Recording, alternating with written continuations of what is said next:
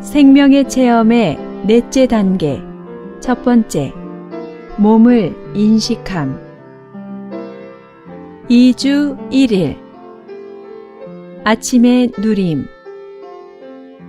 마태복음 16장 23절.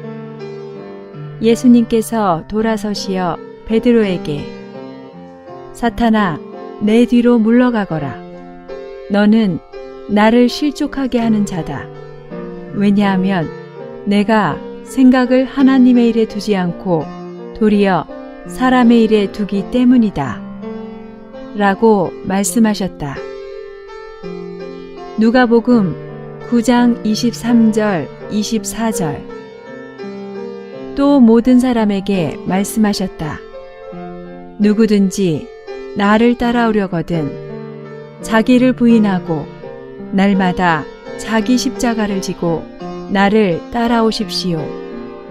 누구든지 자기 혼 생명을 구하고자 하면 혼 생명을 잃을 것이고 누구든지 나를 위하여 자기 혼 생명을 잃으면 혼 생명을 구할 것입니다. 몸의 이상을 보고 몸의 생활을 실행하는 것의 장애물은 자아입니다. 물론 우리는 교회에 합당한 터 위에 서서 교회 생활을 실행하고 있습니다. 그러나 우리는 함께 건축되었습니까? 서로 합당하게 연결되었습니까? 서로 알맞게 맞추어졌습니까?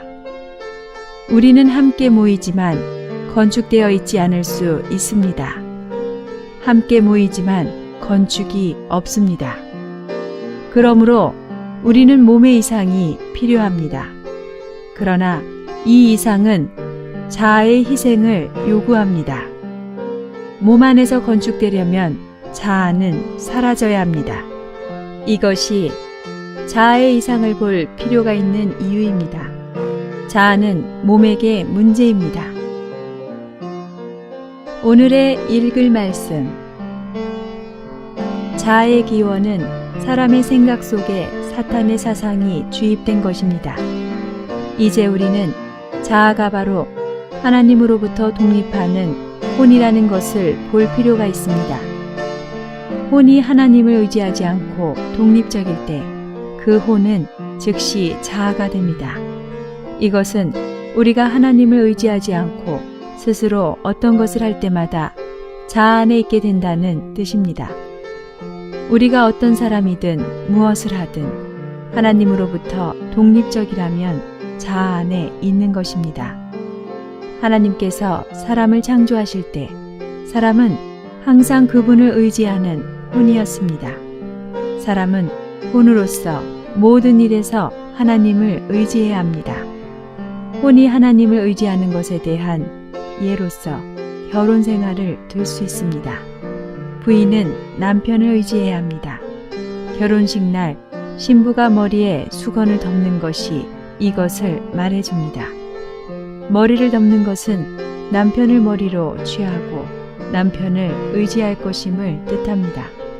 그렇지 않다면 두 머리가 있을 것이고 그 결과 서로 반대하고 싸우고 심지어 이혼하게 됩니다. 아내가 남편을 의지해야 하듯이 혼은 하나님을 의지해야 합니다. 그러나 혼은 자아가 되었습니다. 자아는 바로 하나님으로부터 독립을 선언한 혼입니다. 우리가 자아에 대한 이상을 보았다면 자아가 무엇인지를 보았을 것입니다. 자아는 하나님으로부터 독립을 선언한 혼입니다. 이 이상을 본다면 우리는 더 이상 하나님으로부터 독립적일 수 없다는 것을 깨달을 것입니다. 오히려 다음과 같이 말할 것입니다. 나는 항상 하나님을 의지해야 한다.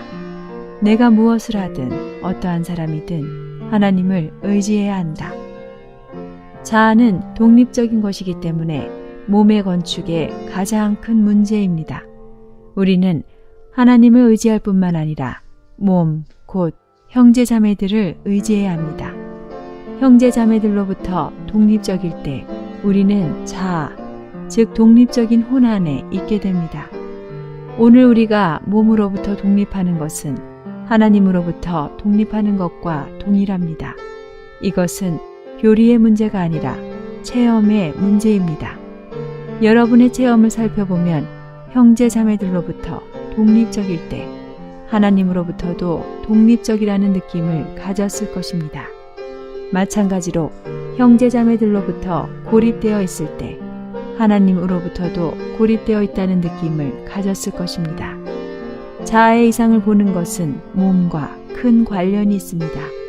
오늘 우리는 주님의 회복 안에 있습니다.